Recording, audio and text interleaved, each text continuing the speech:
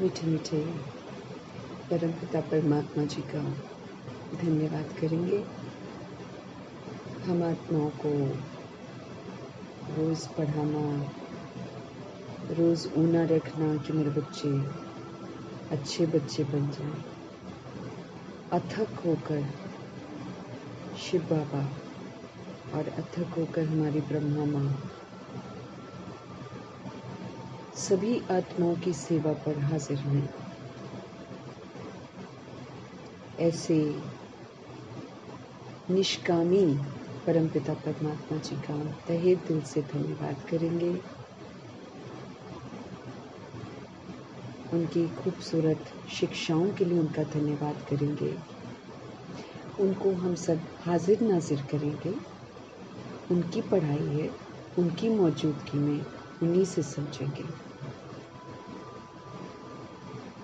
दोनों शक्तियों को हाजिर नाजिर करते हुए हम सभी आत्माएं प्रभु जी के ये जो अनमोल महावाक्य है, इसकी जो शक्ति है, इसकी जो खुशबू है, ये विश्व के कोने कोने में विराजमान सभी आत्माओं तक पहुँचे।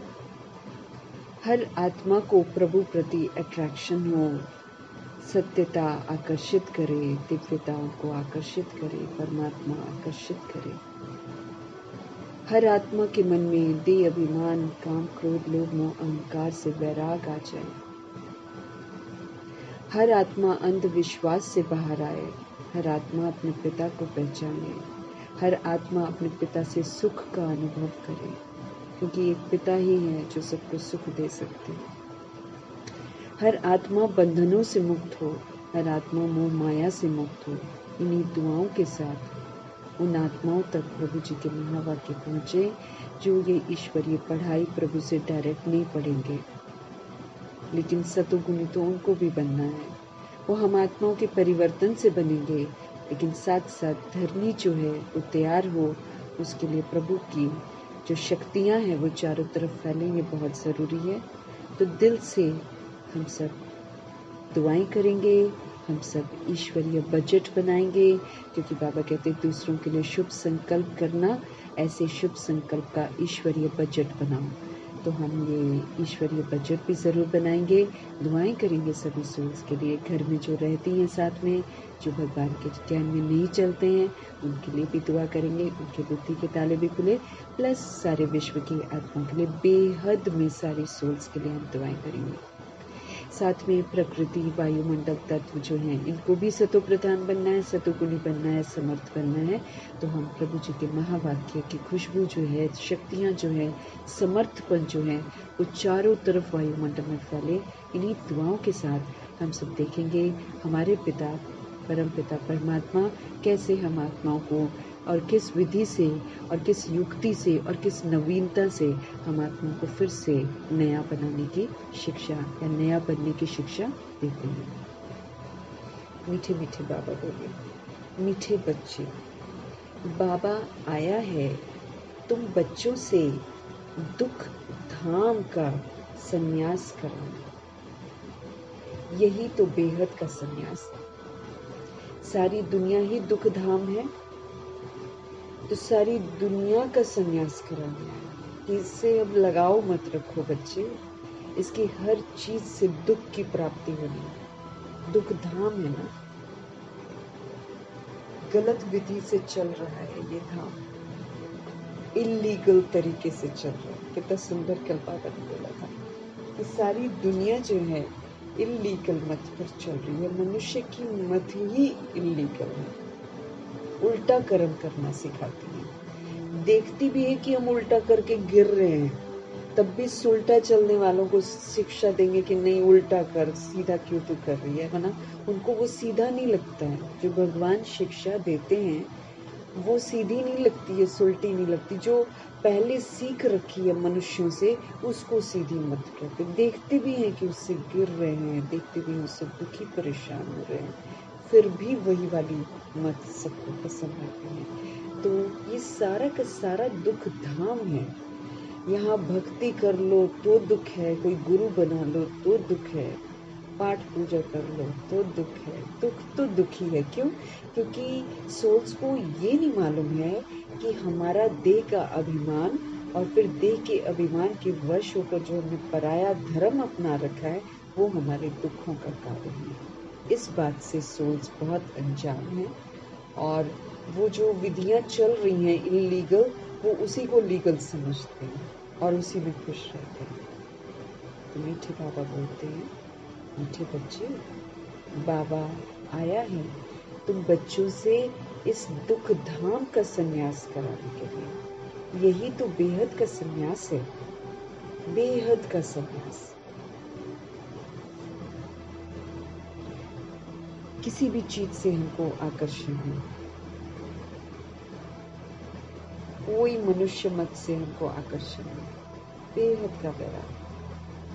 कोई पूरा दुख धाम को पीट कर देनी है, दुख धाम का संन्यास करना है हमको, ना। तो मीठे मीठे बाबा बोले, मीठे बच्चे, बाबा आया है तुम बच्चों से दुख धाम का संन्यास कराने, यही तो बेहद का संन्यास है। प्रश्न, उन सन्यासियों के सन्यास में और तुम्हारे सन्यास में मुख्य अंतर क्या है? हम भी तो सन्यास करते हैं, हमें भी तो बाबा सन्यास करवाते हैं। जो विनाशी है, जो इल्लीगल है, उसका सन्यास कराते हैं भगवान। तो सन्यासी तो हम भी हैं और दुनिया वाले भी सन्यासी जो हैं वो भी हैं, सन्यास करते हैं। लेकिन उन सन्यासियों का जो सन्यास है और हम आत्माओं का जो सन्यास है, इसमें जो मेन अंतर है वो कौन सा है? प्रभु जी का जवाब है, वो सन्यासी तो घर बार छोड़ देते हैं, वो तो जंगलों में जाते हैं। लेकिन तुम घर बार छोड़कर जंगल में नहीं जाते। घर में रहते हुए तुम सारी दुनिया को कांटों का आप जंगल समझते हो। तुम बुद्धि से सारी दुनिया का ही संन्यास करते हो। वो वाले दुनिया वाले सन्यासी, वो तो घर बार छोड़ देते हैं, भाग जाते हैं। वो तो स्त्री को नर का द्वार कह के छोड़कर भाग जाते हैं, जंगलों में चले जाते हैं। अब बाबा हमको कहते हैं तुमको घर नहीं छोड़ना, तुम घर बार छोड़कर जंगल में नहीं जाते हो। घर में रहते हुए सारी दुनिया ही कांटों का जंगल है। अगर हम बाहर के जंगल में भी जाते हैं तो वो भी कांटों का ही जंगल है। तो घर में रहते हुए सारी दुनिया को कांटों का जंगल समझते हो। तुम बुद्धि से क्या करते हो? तुम बुद्धि से सारी दुनिया का ही संन्यास करते हो, पूरी दुनिया का तुम संन्यास करते हो।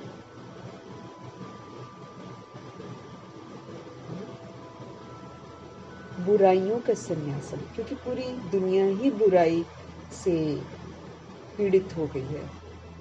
सब में बुराइयां आ गई हैं, सब में देह अभिमान आ गया है, सब में कमी कमजोरियां आ गई हैं। तो सारी दुनिया में ही ये जो कांटे हैं विकारों के, वो फैले हुए हैं। जो सन्यासी भी होते हैं उनमें भी देह का अभिमान बहुत होता है। देह अभिमान कहीं ना कहीं से वो लोभ लेकर ही आता है। वो धीरे धीरे सन्यासी भी लोभी बन जाते हैं, जंगलों से फिर शहरों में आ जाते हैं, बड़े बड़े बंगले बनाते हैं, गाड़ियों में बड़ी बड़ी सन्यासी मीन्स व्हाट, सब कुछ सन्यास कर दिया ना। वो तो सादगी वाला जीवन होता है। लेकिन आजकल के सन्यासियों को देखो कितनी रईस हैं और गाड़ियों में घूमते हैं, करोड़ों की संपत्ति बनाते हैं। तो बाहर जो है वो सन्यास नहीं है, वो तो फिर कलयुग के भक्के में सब लोग उलझे हुए हैं। हम आत्माओं से बाबा बुराइयों का संन्यास कराते हैं। वो हमको घर से भागने की शिक्षा कभी भी नहीं देते हैं। लोग भले कहते हैं कि ये घरों को तोड़ देते हैं ब्रह्मा कुमारी से, लेकिन कोई गहराई में आकर समझे तो समझे कि भगवान कैसे पूरे विश्व की बिखरी हुई आत्माओं को एक सूत्र में बांध रहे हैं, एक परिवार बना रहे हैं, लेकिन सत्यता और दिव्यता की सभ्यता सिखा रहे हैं। ये कोई समझ नहीं पाता है। तो दुनिया कांटों का जंगल है, तो सारी दुनिया का ही बुद्धि से हम संन्यास करते हैं। उसकी जो इल्लीगल रीति रस्में हैं उसको अब हम नहीं मानते हैं, उसके अनुसार नहीं चलते हैं, हम सब श्रीमत पर चलते हैं। घर में रहकर हम स्वयं को सुधारते हैं, घर छोड़कर हमको जाने की जरूरत नहीं है। हम सभी सोल्स जो हैं नरकवासी बन जाते हैं। तो खाली फीमेल बॉडी में कोई सोल नर्क का द्वार नहीं है, सभी नर्क के द्वार बन जाते हैं, सभी विस्मृति में आ जाते हैं। भगवान हमको तहजीब सिखाते हैं। हम सोल्स चाहे मेल बॉडी में हैं चाहे फीमेल बॉडी में इस समय विस्मृत हैं अपने आप से और इल्लीगल रास्तों पर चल रहे हैं, सृष्टि के नियमों के बिल्कुल खिलाफ और अपने स्वधर्म के भी बिल्कुल खिलाफ। अभी हमको फिर से स्वधर्म में लौटना है। हमारा स्वधर्म पवित्र है, पवित्रता के आधार पर चलता है ये। माना जो नई दुनिया है, जो संगम युग है, ये पवित्रता के आधार से चलता है। अब हम कलयुगी नहीं हैं, अब हम दुख धाम के वासी नहीं हैं, अब हम प्रभु जी के संसार में आ गए हैं, हम संगम युग के बन गए हैं। ये बाबा कहते ब्लेसिंग का युग है, ये महान युग है, ये हीरे तुल्य बनने का युग है। ओम शांति। रूहानी बाप बैठकर रूहानी बच्चों को रोज रोज समझाते हैं, क्योंकि आधा कल्प के हम सब बेसमझ बन गए। हम रूहों के पिता रूहानी बच्चों को रोज रोज समझाते हैं। क्यों? क्योंकि हम आधा कल्प को द्वापर युग से बेसमझ बनते बनते बिल्कुल ही बेसमझ बन गए। तो रोज रोज समझाना पड़ता है बाबा को, क्योंकि पाठ ही पक्का नहीं होता है। आत्मा का पाठ, हम जो सत्य में हैं हम उसी में स्थित होने में देर लगा रहे हैं। हम सोल्स हैं, असलियत हमारी ये है, और हम शरीर समझकर इतना पक्के हो गए हैं 63 जन्मों में कि बाबा को रोज रोज हमको समझाना पड़ता है। हम उन चीजों को अपना समझते हैं जो हमारी है ही नहीं। न देह अपनी है, न देह का विस्तार हमारा है, लेकिन हम लोग नहीं समझते हैं, बेसमझ पूरी तरीके से बन जाते हैं। बाबा हमको समर्थी दिलाते हैं, हम समर्थ ही नहीं सोच पाते, हम फिर वही कमजोरी बॉडी बॉडी बॉडी बॉडी के पीछे जा जाके अपना वक्त बर्बाद करते हैं। पहले पहले तो मनुष्यों को शांति चाहिए, अशांत हो रखी है, इसलिए दुआएं सबसे यही पहले करनी हमको, विश्व की सभी आत्माओं के मन शांत हो जाए, दुआएं करनी। और जितना हम दुआएं करेंगे ना सारा दिन ये वाला, उतना हम शांति का अनुभव करेंगे, क्योंकि हम सोल्स को अच्छी वाली थॉट्स भेज रहे हैं, दिल से भेज रहे हैं, तो सोल्स तक पहुंचेगी ना वो सारी थॉट्स। तो बाबा हमको समझ दे रहे हैं कि पहले पहले तो मनुष्यों को शांति चाहिए। आत्माएं सब असुल में रहने वाली भी शांति धाम की हैं। अब सोल ढूंढ वही रही है जो उसका अपना स्वरूप है, जो उसका अपना स्वधर्म है ना, उन्हीं विशेषताओं को ढूंढ रही है। लेकिन किस में ढूंढ रही है? देहधारियों में। कहाँ से मिलेगा? नहीं मिलेगा ना देहधारियों से। तो बाबा समझ दे रहे क्यों ढूंढती है वो, क्योंकि वर्ल्ड की सारी सोल्स जितनी भी हैं सब असुल में शांति धाम की रहने वाली है।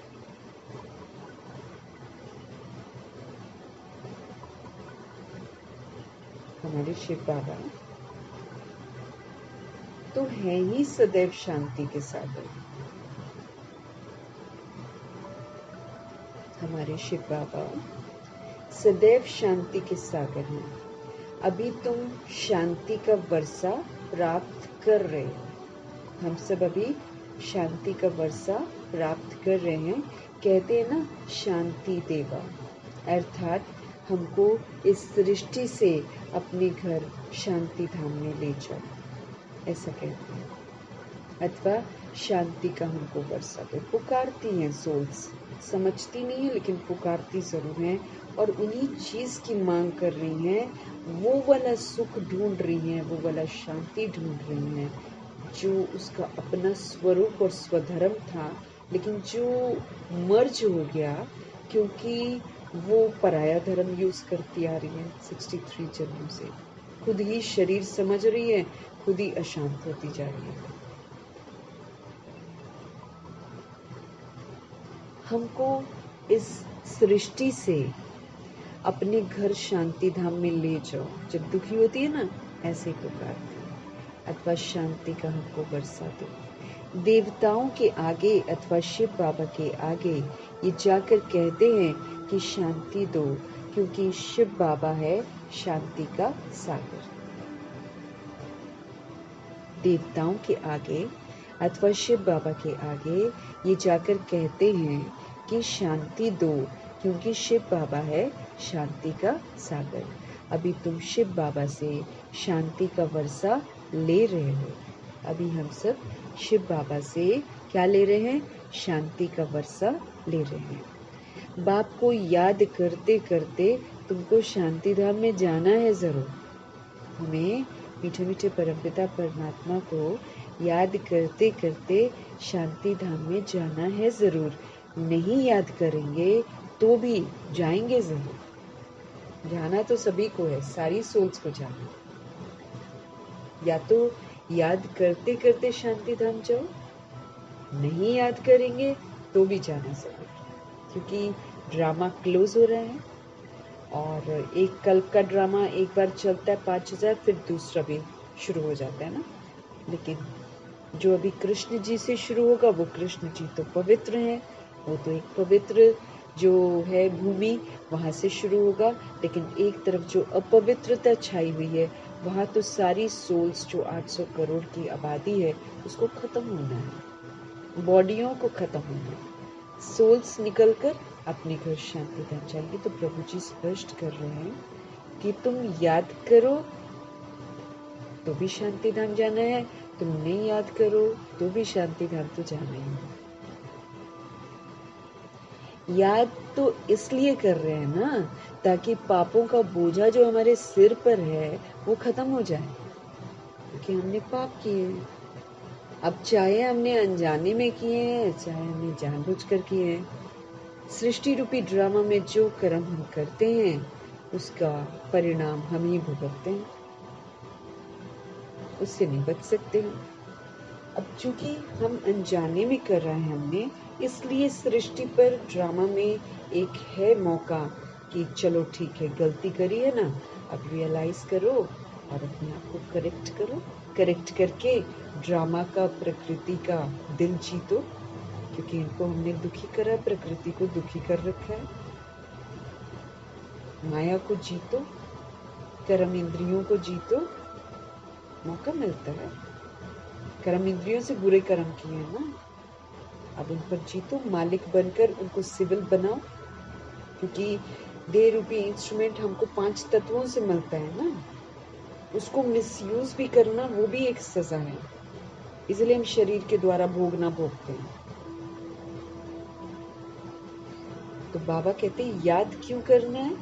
ताकि जो हमने 63 जन्म पाप कर रखे हैं, उसका बोझा जो है ना हमारे सिर पर, वो खत्म हो जाए। शांति और सुख मिलता है किससे? एक बाप से। क्यों? क्योंकि वो सुख और शांति का सागर है। वही है सुखों का सागर, वही है शांति का सागर। जितना हम उनको याद करेंगे, जितना उनका संग करेंगे, जितना हम उनसे प्रीत रखेंगे, उतना जो है ना हम सब सुख और शांति की अनुभूति करेंगे। वो चीज ही मुख्य है। शांति को मुक्ति भी कहा जाता है, और फिर जीवन मुक्ति और जीवन बंध भी है। शांति को क्या कहा जाता है? मुक्ति भी कहा जाता है, बाबा कहे। और फिर जीवन मुक्ति और जीवन बंध भी है।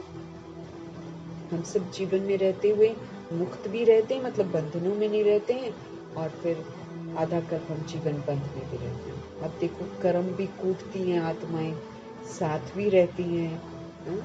अपने गले में खुद ही मुसीबत भी डालती हैं भिखारी हथियाला बांधकर, फिर कुड़ती भी है, चिढ़ती भी हैं, और फिर जब कर्मों का हिसाब किताब सामने आता है, और फिर जब एक्सपेक्टेशंस रख कर, देखो एक्सपेक्टेशंस रख कर लोग भिखारी हथियाला बांधते हैं, एक्सपेक्टेशंस रख कर लोग वृद्धि करते हैं।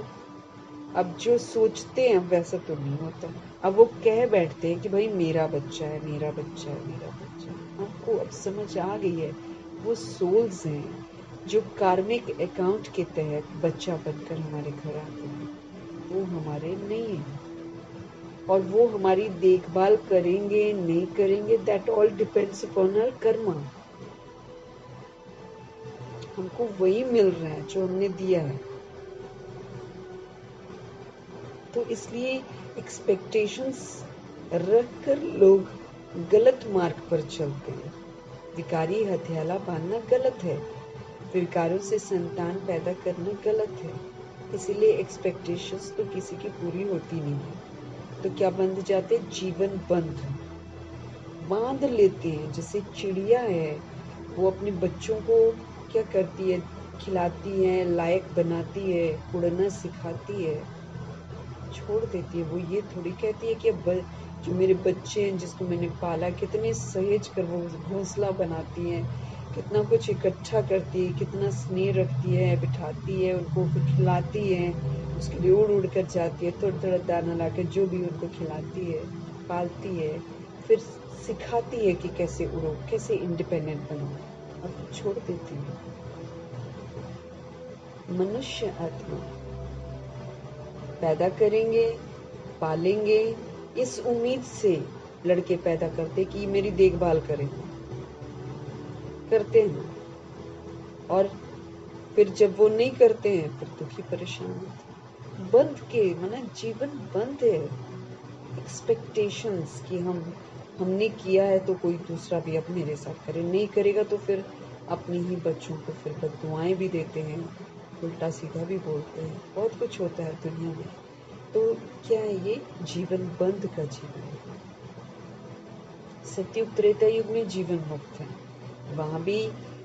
वहां स्वयंवर होता है, वहां सोल्स पवित्र रहती हैं।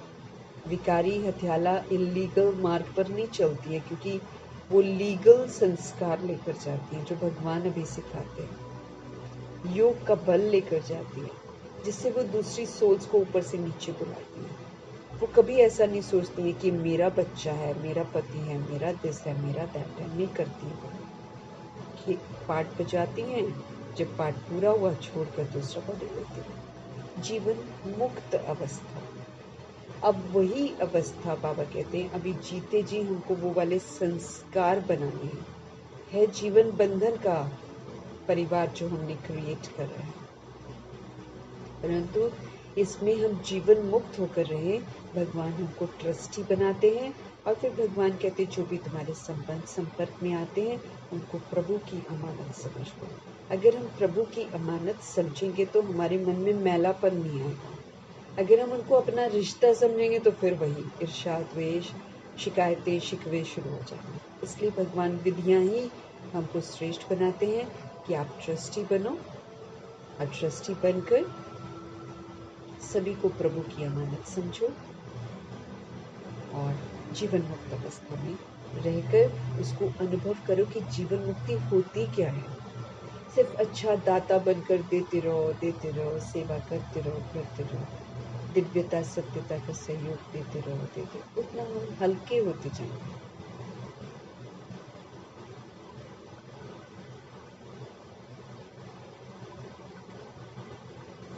और फिर जीवन मुक्ति और जीवन बंध भी है। अभी तुम जीवन बंध से जीवन मुक्त हो रहे हो। अभी तुम क्या कर रहे हो, जीवन बंध से जीवन मुक्त हो रहे हो।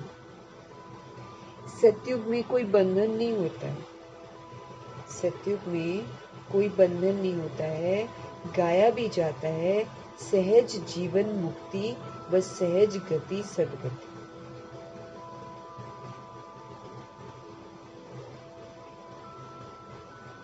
अभी तुम जीवन बंध से जीवन मुक्त हो रहे हो। सतयुग में कोई बंधन नहीं होता है।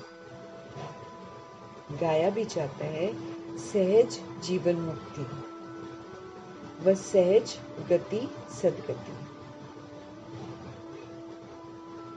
अब दोनों का अर्थ तुम बच्चों ने समझा है। गति कहा जाता है शांति धाम को और सदगति कहा जाता है किसको? सुख धाम। हमको बाबा समझते रहे। सतयुग में कोई भी बंधन नहीं होता।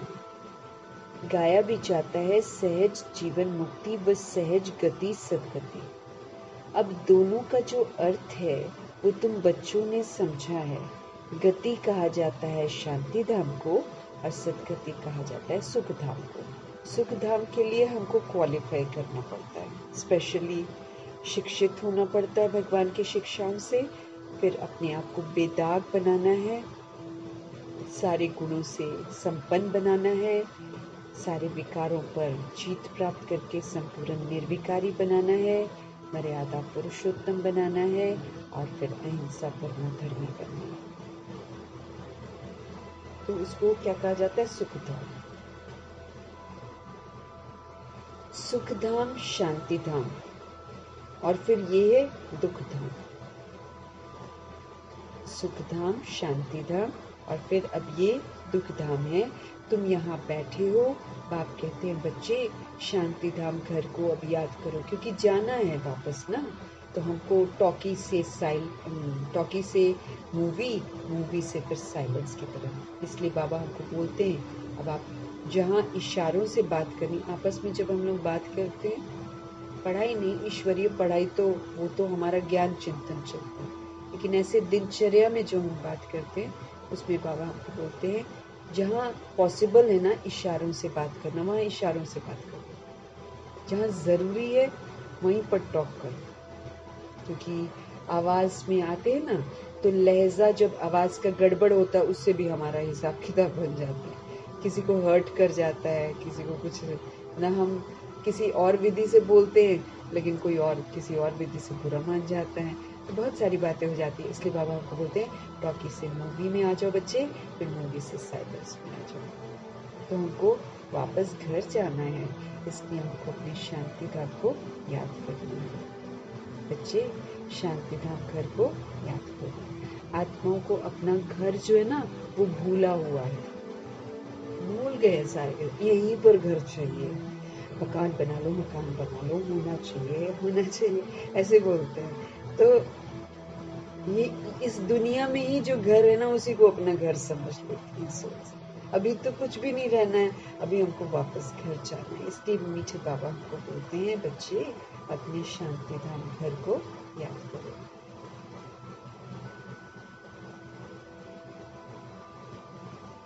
आत्माओं को अपना घर भूला हुआ है हमारा घर ऊपर, और हम यहीं पर बोलते रहते हैं ये घर मेरा और वो बंटवारा मेरा, मैं उसको बेचूं, मैं उसको बेचूं। ज़मीनों को बेचूं, कितनी कीमत लगाते हैं ज़मीनों की, करोड़ों में बेचते हैं, यहीं पर छोड़कर चले जाएंगे करोड़। तो अपना घर याद ही नहीं है। बाबा हमको याद दिला रहे हैं। बाप आकर याद दिलाते हैं, समझाते हैं, हे रूहानी बच्चों तुम घर जा नहीं सकते हो जब तक मुझे याद नहीं करेंगे। साफ बता रहे हैं यहीं पर अटक जाओगे मुसीबतों में, क्योंकि मुसीबतें तो टूट कर पड़ेंगी। अभी दुखों के पहाड़ तो अभी गिरेंगे, क्योंकि सबके हिसाब किताब जो सेटल होंगे दे अभिमान। इसलिए भगवान कहते हैं दवाइयाँ भी काम नहीं करेंगी। तो बाबा की बदौलत थोड़ा अब तो बिल्कुल नहीं कर रही हैं दवाइयाँ काम, लेकिन धीरे धीरे तो बिल्कुल निराश हो जाएंगे सोल्स।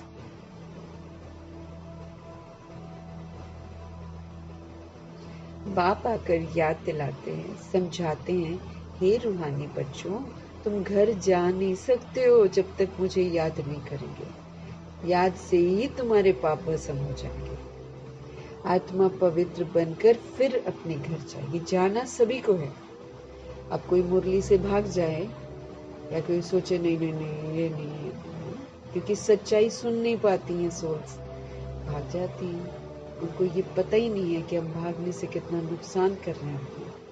हम भगवान की शिक्षाओं को जानकर उस पर चलकर अपना भी कल्याण करेंगे तो हम दूसरी सोल्स का भी कल्याण करेंगे। इस बात से वो अनजान हो जाते हैं। वो सोचते हैं कि नहीं नहीं ऐसा नहीं, हम तो नहीं छोड़ेंगे परिवार। अरे भाई, वो तो वैसे भी छूटेगा, उस समय फिर हम अकेले पड़ जाएंगे। भगवान हमसे पूछेंगे कि भाई तुमको मौका मिला था, धर्मराज पूछेंगे तुमने क्यों नहीं सुधारा अपने आप। आत्मा को पवित्र बनकर घर जाना है और सभी को जाना है। चाहे कोई बाबा की पढ़ाई पढ़े, चाहे कोई बाबा की पढ़ाई को छोड़कर भाग जाए। कई भाग जाते हैं ना, लेकिन क्या करेंगे, भागने से क्या होगा। सच्चाई को तो जानना ही है ना, इसमें बुरा तो मानना ही है, सच्चाई को समझना है, वाकई कुछ हमारा नहीं है। बाबा कहे तुम बच्चे जानते हो ये अपवित्र दुनिया है। अब हमको समझ में आया कि ये अपवित्र दुनिया है, एक भी पवित्र मनुष्य नहीं है यहाँ पर। पवित्र दुनिया को सतयुग और अपवित्र दुनिया को कलयुग कहा जाता है।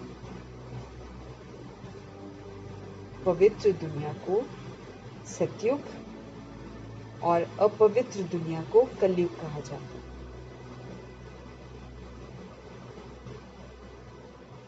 राम राज्य और रावण का राज्य। बाबा क्या कह रहे हैं, पवित्र दुनिया, प्योर दुनिया जो है उसको सतयुग कहा जाता है और अपवित्र दुनिया को कलयुग कहा जाता है। राम राज्य और रावण राज्य। रावण राज्य से अपवित्र दुनिया स्थापन होती है। जो रावण का राज्य है उससे क्या होता है, इम्प्योर दुनिया जो है वो स्थापन होती है। ये बना बनाया खेल है।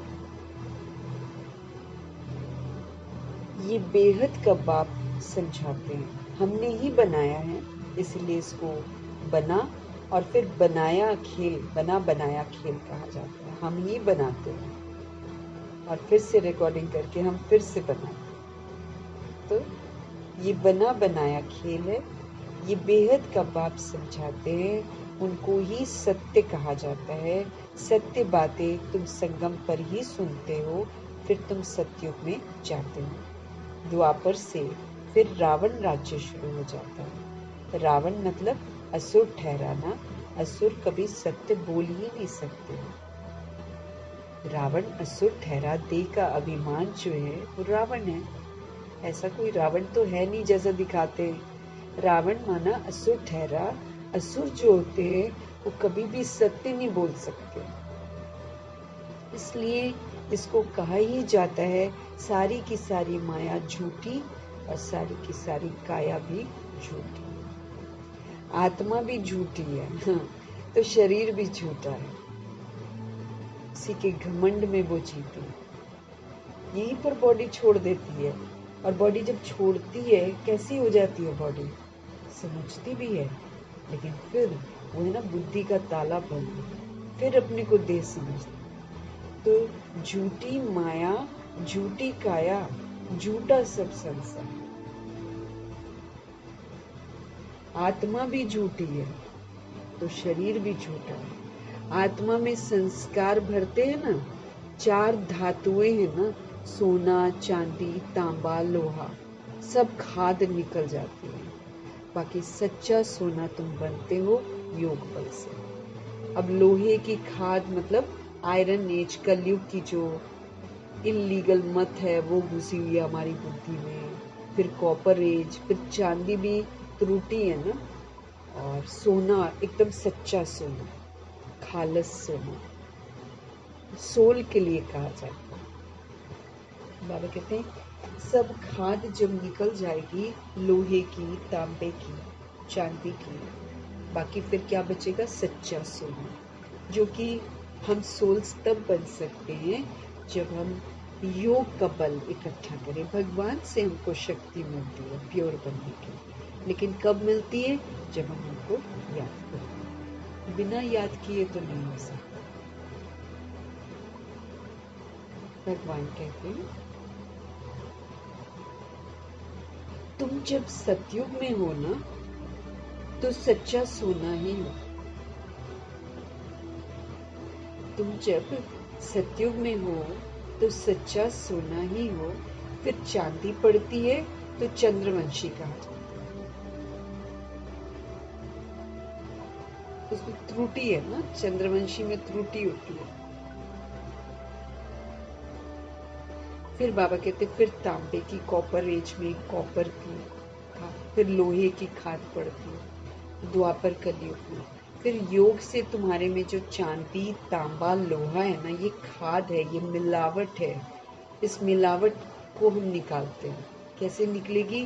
जितना जितना सत्य परमपिता परमात्मा की याद में हम रहेंगे, उतना ये खाद निकलती जाएगी। बाबा कहे पहले तो तुम सब आत्माएं शांति धाम में हो, फिर पहले पहले तुम आते हो सतयुग में, तो उसको कहा जाता है गोल्डन एजेड। तुम सच्चा सोना हो। योग बल से सारी खाद निकलकर बाकी फिर सच्चा सोना बचता है। शांति धाम को गोल्डन एज नहीं कहा जाता है। शांति धाम जो है उसको गोल्डन एज नहीं कहा जाता है। Golden age, silver age, copper age यहाँ कहा जाता है, यहाँ पर कहते हैं।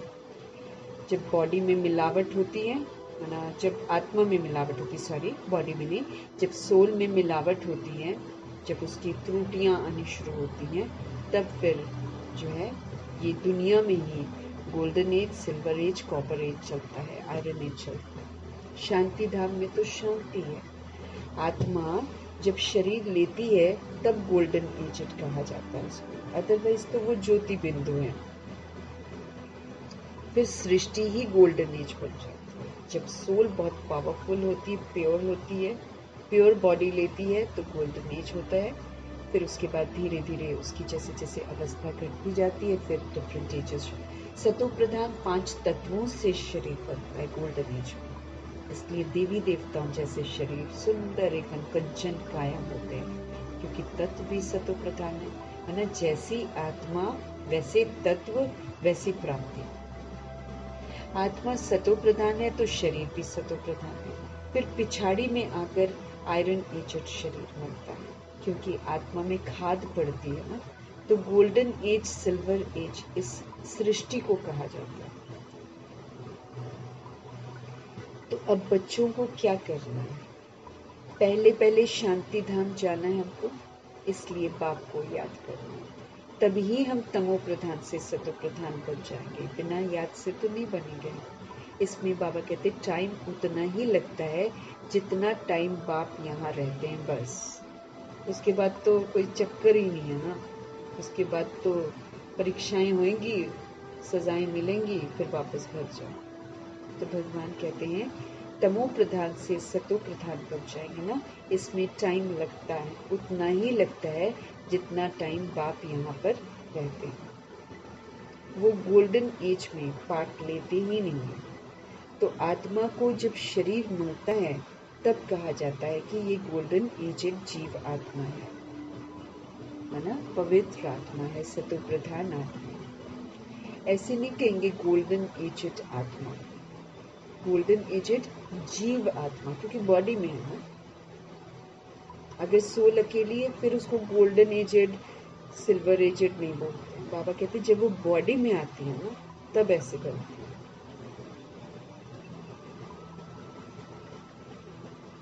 ऐसे नहीं कहेंगे गोल्डन एजेड आत्मा, नहीं। गोल्डन एजेड जीव आत्मा, फिर सिल्वर एजेड जीव आत्मा। तो यहाँ तुम बैठे हो, तुमको शांति भी है तो तुमको सुख भी प्राप्त होता है। तो क्या करना चाहिए बाबा के? दुख धाम का हमको संन्यास करना चाहिए। इसको कहा जाता है बेहद का संन्यास।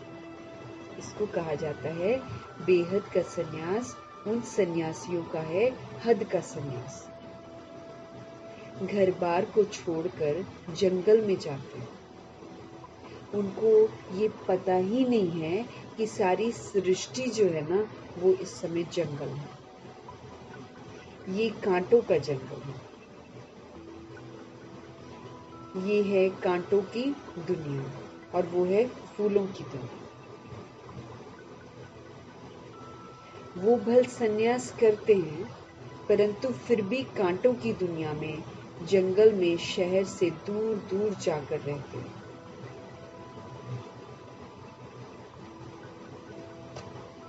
बाबा कह रहे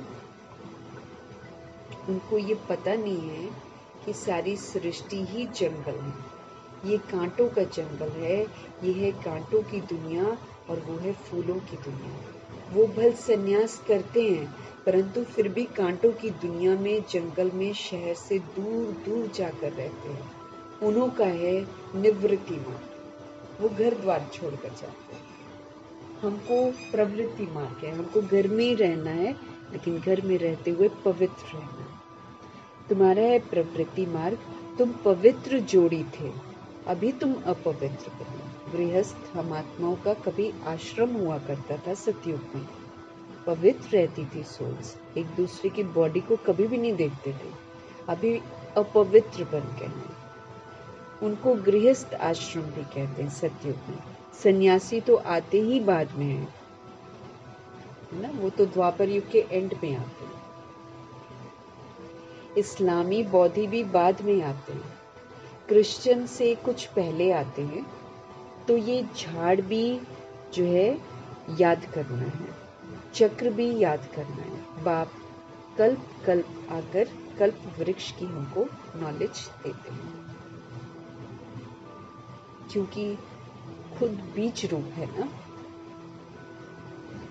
खुद भगवान सत्य है, चैतन्य है, इसलिए कल्प कल्प आकर कल्प वृक्ष का सारा जो राज है वो हम आत्माओं को समझाते हैं। तुम आत्मा हो, परंतु तुमको ज्ञान सागर, सुख का सागर, शांति का सागर नहीं कहा जाता है। ये महिमा तो हमारे शिव बाबा की है, जो हमको ऐसा बनाते हैं, हमको सुख शांति स्वरूप में फिर से लेकर जाते हैं। तो ये जो महिमा है वो हमारे एक शिव बाबा की है, जो हमको ऐसा बनाते हैं। बाप की ये महिमा सदैव के लिए, हमेशा के लिए है। सदैव वो पवित्र है, सदैव वो निराकार है। सिर्फ थोड़े समय के लिए आते हैं पावन बनाने, सर्वव्यापी की तो बात ही नहीं है, सर्वव्यापी की तो बात ही नहीं है। तुम जानते हो बाप तो सदैव वहां ही रहते हैं। भक्ति मार्ग में सदैव उनको याद करते हैं। सतयुग में तो याद करने की जरूरत ही नहीं रहती है।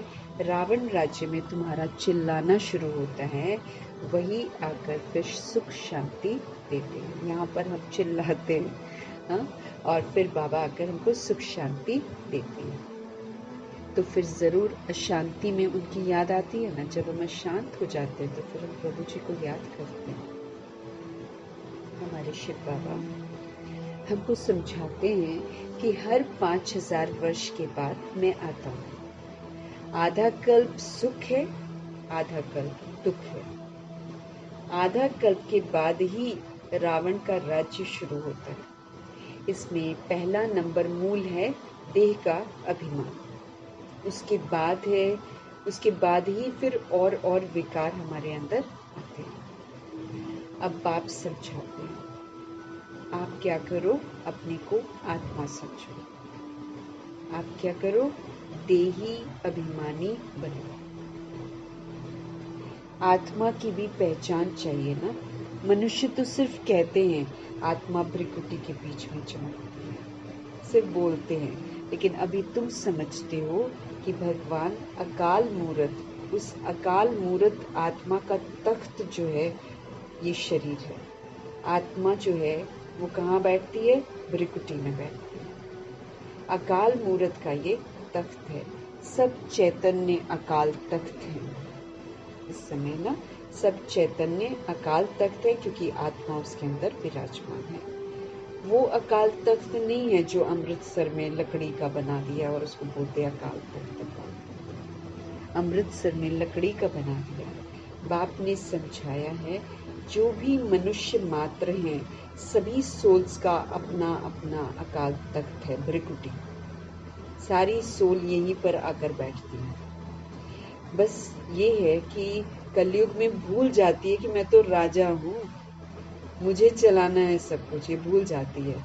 इसलिए आंखें चलाती हैं, कान चलाते हैं, मुख चलाता है ना। जो आंखें चंचल हो गई हैं, चंचल चीजें देखती हैं, शरीरों को देखती हैं। कान दैहिक बातें सुनते चंचल हो गए हैं। अब इसको कंट्रोल करना है। हम सोल्स मालिक हैं, बाबा हमको समझ देते हैं। तो अकाल तख्त जो है ये हमारा ब्रिकुटी है। तो बाप ने समझाया है कि जो भी मनुष्य मात्र हैं, सबका अपना अपना अकाल तख्त है। आत्मा आकर यहाँ पर विराजमान होती है। सतयुग हो या कलयुग हो, आत्मा का तख्त है ही मनुष्य का शरीर। वो शरीर में आकर इस तख्त पर विराजमान होती है। अभी इस पर धब्बे लगे हुए हैं बहुत सारे। तो कितने अकाल तख्त हैं। जो भी मनुष्य मात्र हैं, अकाल आत्माओं के तख्त हैं। आत्मा एक तख्त छोड़कर झट से दूसरा लेती है, बंधनों में जो बंधी हुई है, और उसको आदत पड़ गई है शरीर लेने की, फिर से लेती है वो शरीर, बंधी हुई है ना कर्मों से। आत्मा एक तख्त छोड़कर झट से फिर दूसरा लेती है। पहले छोटा तख्त होती है, फिर बड़ा होता है। छोटा बेबी का छोटा शरीर तो छोटा तख्त, फिर धीरे धीरे वो ग्रो करता है। वो लकड़ी का तख्त जिसको सिख लोग अकाल तख्त कहते हैं, वो तो छोटा बड़ा नहीं होता है, वो तो वैसे का वैसे ही रहता है, लकड़ी का जैसा बनाया होता है ना। लेकिन जो शरीर रूपी तख्त है, ये छोटा बड़ा होता है। अब टाइनी टॉट का छोटा होता है, फिर धीरे धीरे बड़ा होता है, फिर धीरे धीरे और बड़ा होता है, ऐसे कर। ये किसको भी पता नहीं है कि सब मनुष्य मात्र का अकाल तख्त ये ब्रिकुटी है, यहाँ पर बैठी हुई है आत्मा, लेकिन अपने को भूली हुई है। आत्मा अकाल है, कभी भी विनाश नहीं होती है। आत्मा का तख्त भिन्न भिन्न मिलते हैं, भिन्न भिन्न है ना, भिन्न भिन्न शरीरों में जाती है। भिन्न भिन्न शरीर तैयार होते हैं, भिन्न भिन्न शरीरों के साथ जो देहधारी है उनके साथ हिसाब किताब होता है, उनके घर में जाकर पैदा हो जाती है। सतयुग में तुमको बड़ा फर्स्ट क्लास तख्त मिलता है, उसकी तो चमक ही अलग होती है, कंचन काया होती है, क्योंकि सोल प्योर है ना, तो प्योर सोल को प्योर बॉडी मिलती है। तो सतयुग में तुमको बड़ा फर्स्ट क्लास तख्त मिलता है, उनको कहेंगे गोल्डन एजेड तख्त। फिर उस आत्मा को सिल्वर, कॉपर, आयरन एजेड तख्त मिलता है। उस सोल को क्या मिलता है? सिल्वर, कॉपर, आयरन एजेड तख्त मिलता है। फिर गोल्डन एजेड तख्त चाहिए तो फिर स्वरूप पवित्र बनना पड़े। इसलिए बाप कहते हैं माम एकम याद करो। भगवान क्या कह रहे हैं? उस आत्मा को सिल्वर, कॉपर, आयरन एजेड तख्त मिलता है, फिर गोल्डन एजेड तख्त चाहिए ना, तो फिर उसके लिए तो पवित्र बनना पड़े। इसलिए बाप कहते हैं माम एकम याद करो, तो तुम्हारी खाद निकल जाएगी, फिर तुमको ऐसा वाला दैवी तख्त मिलेगा। अभी ब्राह्मण कुल का तख्त है। अभी जो हमको समझ मिलती है ना, हम कोई दूसरा शरीर नहीं लेते हैं, लेकिन हम मर जीवा बनते हैं ना, तो अभी ये जो है तख्त जो मुझे मिला है, अब क्या है? ब्राह्मण कुल का तख्त है। ये पुरुषोत्तम संगम युग का तख्त है। कितना सुंदर बात ना। इसको तख्त को जो आयरन एजेड था, अब उसको ब्राह्मण कुल का तख्त कहेंगे, क्योंकि अब हम ब्राह्मण बन गए, हम पुरानी चीजों से मरजीवा बने। इसको पुरुषोत्तम संगम युग का तख्त कहते हैं, इसमें हम पुरुषोत्तम बनते हैं। फिर मुझ आत्मा को ये देवताई तख्त मिलेगा। ये बातें दुनिया के मनुष्य नहीं जानते। देह अभिमान में आने के बाद एक दो को दुख देते रहते हैं ना, उसको बोल, उसको दुख देते हैं। देह अभिमान में आने के बाद एक दो को दुख देते रहते हैं, इसलिए इसको दुख धाम कहा जाता है। अब बाप बच्चों को समझाते हैं, शांति धाम को याद करो, जो तुम्हारा असली निवास स्थान है। अब हमारे मीठे बाबा कहते हैं, बच्चों को समझाते हैं, शांति धाम को याद करो, जो तुम्हारा असली निवास स्थान है। फिर सुख धाम को याद करो, और बाकी ये जो दुख धाम है इसको भूलते जाओ, क्योंकि जब शांति धाम जाना है तो हमको निराकारी बनना है, हमको सतुगुणी बनना है, और जब हमको सुख धाम में आना है तो हमको सर्वगुणों से संपन्न बनना है। सबको याद करेंगे तभी तो वैसा बनेंगे ना। दुख धाम को याद करेंगे तो जो आने वाली दुनिया है उसके लिए क्वालिफाई नहीं कर पाएंगे। इसलिए भगवान तुमको कहते हैं कि भाई तुम अपने असली निवास स्थान को याद करो, तुम सुख धाम को याद करो और दुख धाम को तुम भूलते जाओ। इससे वैराग करो। ऐसे भी नहीं सन्यासियों में से कोई घर बार हमको छोड़ना है, घर बार नहीं छोड़ना। बाप समझाते हैं वो एक तरफ अच्छा है, दूसरी तरफ बुरा है। जो घर बार छोड़ते हैं ना, एक तरफ अच्छा है, चलो बेकार में नहीं जाते, दूसरी तरफ बुरा है। तुम्हारा तो अच्छा ही है ना, उनका हठ योग अच्छा भी है बुरा भी है। क्यों? क्योंकि देवताएं जब वाम मार्ग में जाते हैं तो भारत को थमाने के लिए पवित्रता जरूर चाहिए। तो नहीं तो भारत थमे ही ना, ये सृष्टि थम नहीं सकती अगर सारी की सारी दुनिया अपवित्र बन जाए। तो बाबा कहते हैं उनका हठ योग है, लेकिन फिर भी अच्छा है कि जिद से वो पवित्र बनते हैं ना, बाहर निकल जाते हैं। क्यों? क्योंकि बाबा कहते हैं उस समय देवताएं जो हैं वो वाम मार्ग में जाते हैं, तो भारत को थमाने के लिए फिर प्योरिटी जरूर चाहिए, तो उसमें भी मदद करते हैं। उतना समय पवित्र रहते तो दुनिया जो है वो थम जाती है, उसमें मदद करते हैं। भारत जो है वो हमारा अविनाशी खंड है, बाप का भी आना यहीं पर होता है। तो जहाँ पर बेहद का बाप आते हैं वो सबसे बड़ा तीर्थ हो गया। इसलिए लोग इंडिया को देखकर अट्रैक्ट होते हैं, फॉरेनर्स भी इंडिया को देखकर अट्रैक्ट। भगवान जी जो आए हुए हैं इसलिए इसका आकर्षण है, और इसलिए ये खंड अविनाशी है। अगर एक तरफ विनाश होता भी है तो दूसरी तरफ तो पहले ही भगवान स्थापना कर देते हैं ना, तो कृष्ण जी भी तो आ जाते हैं। तो अविनाशी खंड, बाप का भी आना यहाँ होता है। तो जहाँ पर बेहद का बाप आते हैं वो सबसे बड़ा तीर्थ हो गया ना।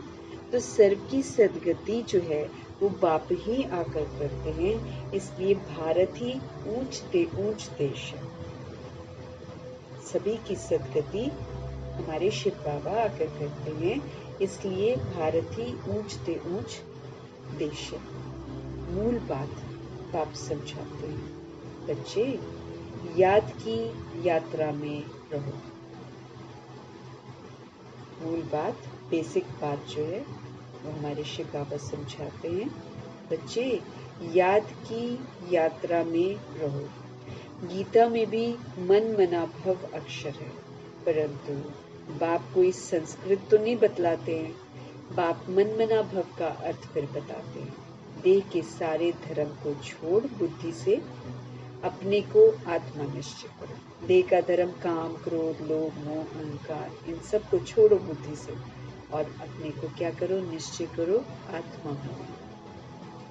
आत्मा अविनाशी है, वो कभी भी छोटी बड़ी नहीं होती है। अनादि अविनाशी पार्ट उसके अंदर भरा हुआ है, ड्रामा ये बना हुआ है। पिछाड़ी में जो सोल्स आती हैं उनका बहुत थोड़ा पार्ट है, बाकी टाइम शांति धाम में रहते हैं। स्वर्ग में तो आ नहीं सकते।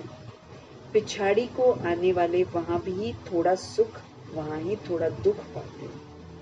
जो पीछे आते हैं ना, पिछाड़ी में जो आते हैं वो वहां ही थोड़ा सुख पाते हैं और वहां ही थोड़ा दुख पाते हैं। जैसे दिवाली पर मच्छर कितने ढेर निकलते हैं, सुबह को उठकर देखो तो सारे मच्छर मरे पड़े होते हैं। तो मनुष्यों का भी ऐसे ही पिछाड़ी में आने वाले की क्या वैल्यू रहेगी। जैसे जानवर मिसल ठहरे, आए थोड़ा समय मर गए, ऐसे ना। कुछ बाबा को नहीं जाना, अपने को अच्छे कर्म नहीं करे, मैंने कुछ सृष्टि को नहीं जाना, ड्रामा को नहीं जाना, तो क्या वैल्यू रहेगी। भगवान से ही नहीं मिले। हम ऊपर तो रहते हैं लेकिन साइलेंस में कोई बात थोड़ी करते हैं। तो कितना मना ये ड्रामा बना हुआ है जहाँ पर आकर हम भगवान को जानते हैं, उनसे मिलन मनाते हैं, परमात्मा अनुभव करते हैं, ना उनसे प्राप्तियां करते हैं। उसके लिए एक खूबसूरत ड्रामा बना हुआ है। बाकी तो जितने लोग आते हैं बाद में आके मर जाते हैं, तो वो तो क्या वैल्यू होगी। बाबा कहते हैं जैसे जानवर में समझाते हैं, तो बाप समझाते हैं ये सृष्टि का चक्र कैसे फिरता है। मनुष्य सृष्टि रूपी झाड़ छोटे से बड़ा, बड़े से छोटा कैसे होता है। सतयुग में कितने थोड़े मनुष्य हैं, कलयुग में कितनी वृद्धि हो, झाड़ बड़ा हो जाता है। मुख्य बात बाप ने इशारा दिया है, गृहस्थ व्यवहार में रहते मुझ बाप को याद करो। 8 घंटा याद में रहने का अभ्यास करो, फिर पक्का हो जाएगा ना। कम से कम बाबा कहते हैं 8 घंटा तो याद करो। पाप भी तो कर रखे हैं इतने सारे। जब हम 8 घंटे का अभ्यास करेंगे तो फिर वो निरंतर हो जाएगा। फिर चलते फिरते उठते बैठते बाबा की याद रहेगी। याद करते करते आखिरी पवित्र बन बाप के पास हम चले जाएंगे। याद करते करते मीठे बाबा कहते हैं आखिरी पवित्र बनकर हम बाप के पास चले जाएंगे, तो स्कॉलरशिप भी मिलेगी। तो हमें स्कॉलरशिप भी मिलेगी। पाप अगर मेरे सिर पर रह जाएंगे तो फिर जन्म लेना पड़ेगा। अगर हमारे सिर पर पाप रह जाएंगे फिर तो हमको जन्म लेना पड़ेगा। सजाएं खाते हैं फिर मर्तबा भी कम हो पड़ता है। हिसाब किताब चुकतू तो सबको करना है। जो भी मनुष्य मात्र है ना, अभी तक भी जन्म लेते रहते हैं।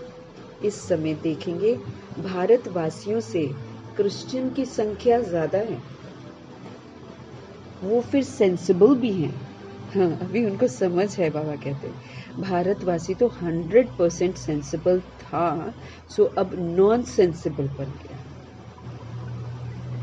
क्योंकि यही 100% सुख पाते हैं, फिर यही 100% दुख भी यहाँ पाते हैं। वो तो आते ही पीछे हैं, बाद में आते हैं ना वो लोग। बाप ने समझाया है क्रिश्चियन डिनास्टी को श्री कृष्ण डिनास्टी से कनेक्शन है। क्रिश्चियन ने राज्य छीना, फिर क्रिश्चियन डिनास्टी से ही राज्य मिलना। अब वो लोग खुद ही देंगे, है ना। सारा उधारी भी दे रहे हैं, मोदी जी लिए जा रहे हैं और वो लोग दिए जा रहे हैं। सारा जो भारत से लूटा है वो वापस कर रहे हैं। उनको मालूम नहीं है, क्योंकि पुनर्जन्म में आके शरीर तो बदल गए ना। तो उन्होंने छीना, अब उन्हीं से वापस मिलना है। इस समय क्रिश्चियन का जोर है। उनको भारत से ही मदद मिलती है। अभी भारत भूख मरता है तो वो रिटर्न सर्विस हो रही है। इधर से लूटा हुआ है, उनको मदद मिली है। अब भारत भूख मरता है तो वो रिटर्न सर्विस कर रहे हैं। ड्रामा में जो हम करते हैं देना लेना, वो हमको यहीं पर चुकता करना पड़ता है। किसी से भी लिया दिया हमको यहीं पर लेना पड़ता है। उसको दिए बिना हम मना नहीं जा सकते वापस करना। तो ये भी एक ड्रामा में लिया हुआ। हालांकि ये नहीं कि कोई भारत के लोग कोई ले जाएंगे ये दौलत, लेकिन ड्रामा में खेल खेलते हुए जिसने जिसको लूटा होता है फिर उसको वो वापस जरूर करता है। तो अभी भारत भूख मरता है तो रिटर्न सर्विस हो रही है। यहाँ से बहुत धन, बहुत हीरे जवाहर आदि वहाँ ले गए हैं, बहुत धनवान बने हैं, तो फिर धन पहुँचाते रहते हैं। उनको मिलने का तो कुछ है नहीं। तो अब तुम बच्चों को तो कोई पहचानते नहीं है। अगर पहचानते तो आकर राय लेते। तुम हो ईश्वरीय संप्रदाय जो ईश्वर की राय पर चलते हैं, है ना। हम ईश्वरीय संप्रदाय के हैं, हमको हमेशा याद रखना है। तो ईश्वरीय संप्रदाय कौन होगा? जो ईश्वर की राय पर चलता है।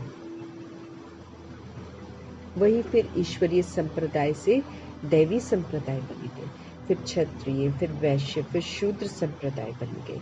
अभी हम सो ब्राह्मण हैं, फिर हम सो देवता, फिर हम सो क्षत्रिय। हम सो का अर्थ देखो कितना अच्छा है। ये बाजोली का खेल है, जिसको समझना जो है ना बहुत सहज है। राउंड राउंड, गोल गोल गोल गोल हम घूमते रहते हैं, परंतु माया जो है ना ये भुला देती है, फिर दैवी गुणों से आसुरी गुणों में ले जाती है।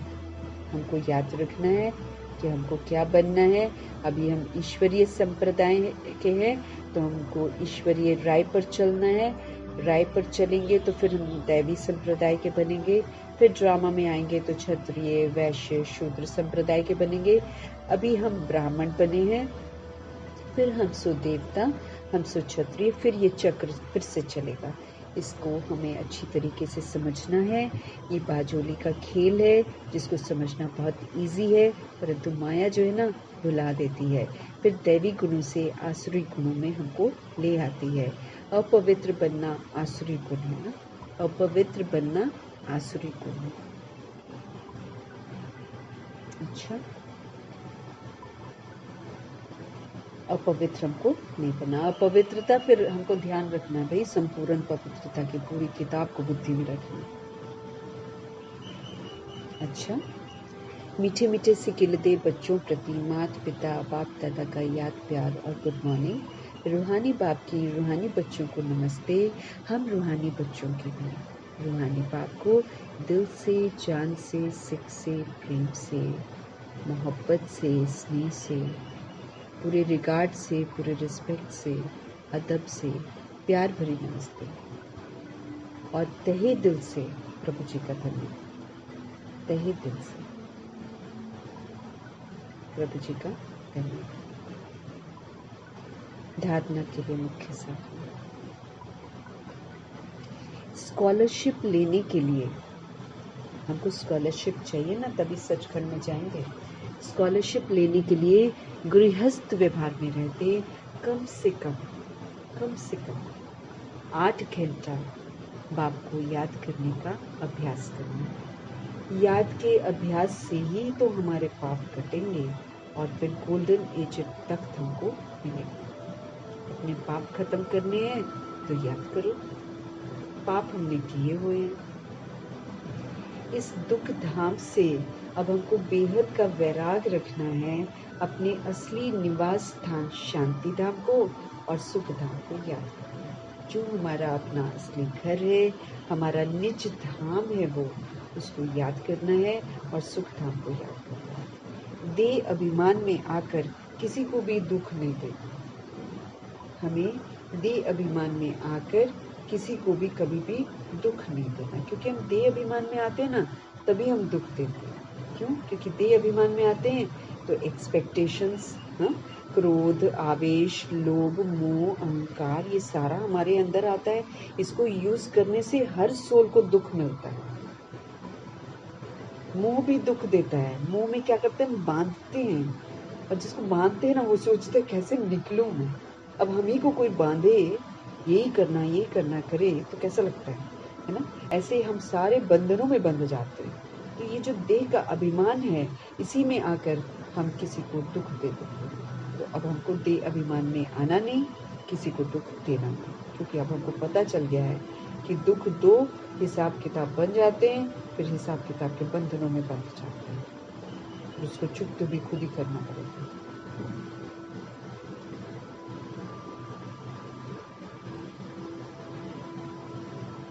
सतगुरु जी का आज का वरदान।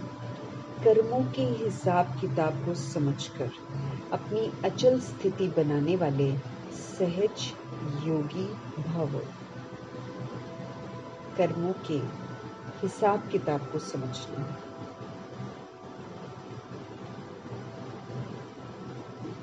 कर्मों के हिसाब किताब को समझकर अपनी अचल स्थिति बनाने वाले सहज योगी भव। मीठे बाबा बोले, चलते चलते अगर कोई कर्मों का हिसाब किताब हमारे सामने आता है तो उसमें मन को हिलाओ मत, स्थिति को नीचे ऊपर नहीं करो। चलो आया तो परख कर उसे दूर से ही खत्म कर दो ना। मना रिएक्ट नहीं करो, रिजेक्ट नहीं करो, कोई प्रश्न नहीं करो, करेक्शन मत करो, कोई कोटेशन मत सुनो, अपने अंदर उसको मत लेकर जाओ, रिफ्लेक्ट मत करो। शुभ भावना, शुभ कामना से उसको परिवर्तन करो। परमात्मा की सब शक्तियाँ, उनकी दुआएं, उनकी पवित्रता और मुझ आत्मा की शुभ भावना, शुभ कामना आपके। बस कोई शिकवा शिकायत नहीं, उससे दूसरी सोच शांत हो जाएगी। लड़ेंगे भिड़ेंगे हैं और बढ़ जाएगा। मीठे बाबा कहते हैं चलो आया हिसाब किताब, परख कर कि ये मेरा हिसाब किताब है, उसे दूर से ही खत्म कर दो ना। क्वेश्चन करेक्शन मत करो, फीलिंग में मत आओ। अब योद्धे नहीं बनो, बाबा कहते हैं इसमें। ये तो हम रिएक्ट रिजेक्ट करते हैं ना, तुम युद्ध करते हो। बाबा कहते हैं मत करो, इसमें युद्ध मत करो। सर्वशक्तिवान बाप साथ है हमारे, तो माया तो हिला नहीं सकती है। जब हम बाबा से विस्मृत होते हैं तब हिलते हैं, लेकिन सर्वशक्तिवान बाप साथ है तो माया हिला नहीं सकती है। सिर्फ निश्चय के फाउंडेशन को प्रैक्टिकल में लाओ। निश्चय की नींव जो है ना, उसको प्रैक्टिकल में लाओ और समय पर यूज करो। आप सहज योग बन जाओगे। प्रभु में निश्चय, अपने में निश्चय, ड्रामा में निश्चय, समय में निश्चय।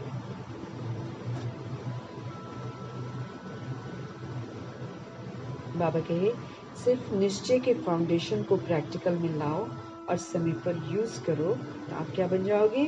आप सहज योगी बन जाओगे। अब निरंतर योगी बनो। बाबा कहे अब निरंतर योगी बनो, युद्ध करने वाले योधी नहीं बनो, बैठकर युद्ध करे जा रहे।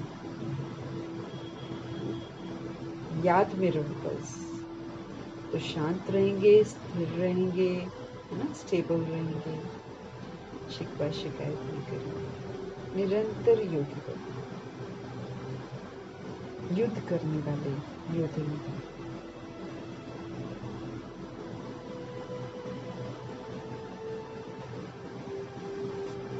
सतगुरु जी का स्लोगन, डबल लाइट अगर रहना है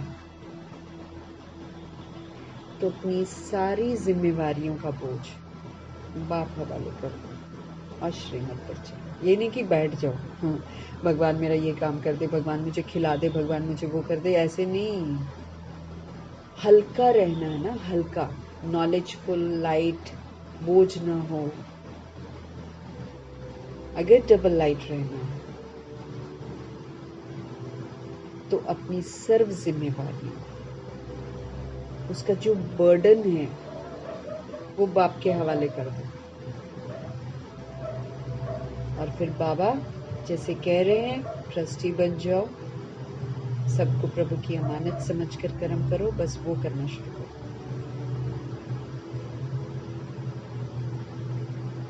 डबल लाइट रहना है तो अपनी सारी जिम्मेवारियां जो हैं वो प्रभु के हवाले कर दो और फिर जैसे बाबा कहते हैं वैसे करो।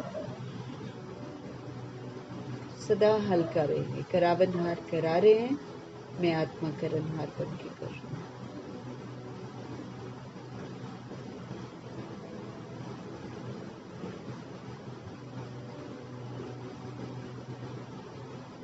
तो डबल लाइट रहना है तो अपनी सारी जिम्मेवारियों का बोझ जो है प्रभु जी के हवाले कर देना। जैसे उस दिन बाबा का समझाया था ना, ऐसे थे ब्रह्मा बाप में कि जिम्मेवारी जो हमारी रिस्पॉन्सिबिलिटीज है उसको संभालना जरूर है, लेकिन संभालते हुए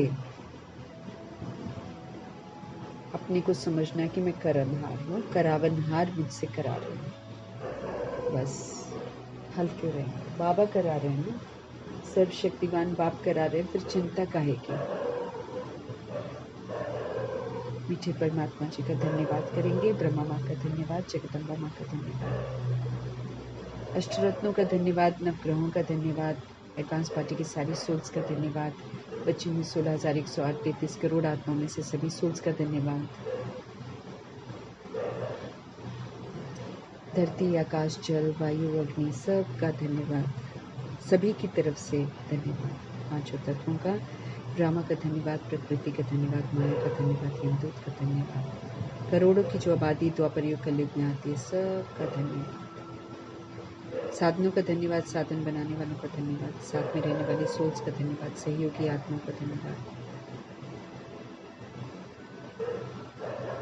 अविनाशी खजानों का धन्यवाद, शरीर रूपी इंस्ट्रूमेंट का धन्यवाद, इस अनमोल संगम युग के समय का धन्यवाद, पूरे यूनिवर्स का धन्यवाद, आप सभी सोल्स का धन्यवाद, सृष्टि की खूबसूरत मेहमान नवाजी का, वर्षों वर्ष की मेहमान नवाजी का तहे दिल से धन्यवाद और सभी सोल्स की तरफ से धन्यवाद, सभी आत्माओं की तरफ से, क्योंकि जो नहीं जानते हैं वो नहीं बोलते हैं, तो सबकी तरफ से हम धन्यवाद करते हुए ओम शांति।